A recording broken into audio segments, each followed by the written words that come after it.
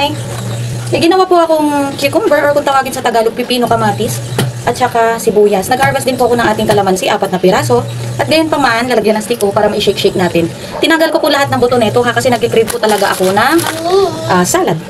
Wait lang, Amy. Can you get that? Okay, lagyan natin siya ng mayonnaise. Tsaka meron din po akong binold na egg. Yung gamit ko pong mayonnaise yung maliit lang. Ito lang kasi yung available ko dito.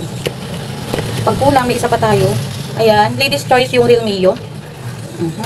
Tapos lagyan natin siya ng kalamansi para may sipa.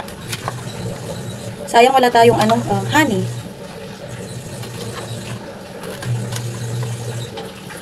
Sa malinis na aking palad, ayan, higain natin.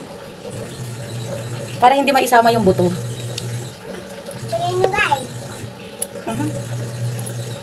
Fresh na fresh tong kalamansi natin. Inubos ko na yung bunga ng kalamansi ko. Mama, stick ko yan na nalagyan? Oo, wala naman na anak. Bili na lang tayo ulit sa grocery. Okay. Okay, yan. Tanggal na lahat ng ating buto.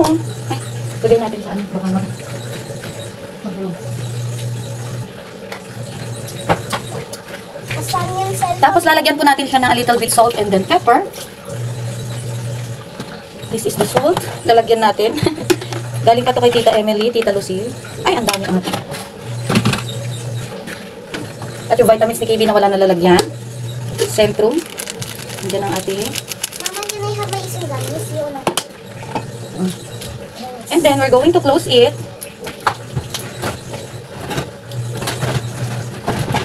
Ayan. This is the exciting part. Shake, shake, shake. Parang kulang. Yung iba naglalagay po sila ng tuna. Pero ako wag na. Pero tignan natin.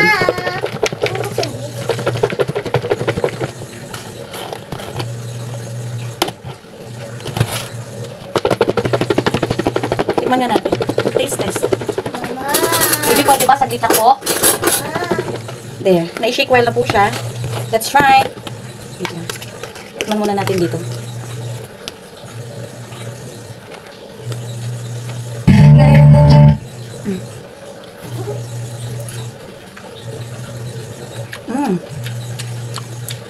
Ang sarap.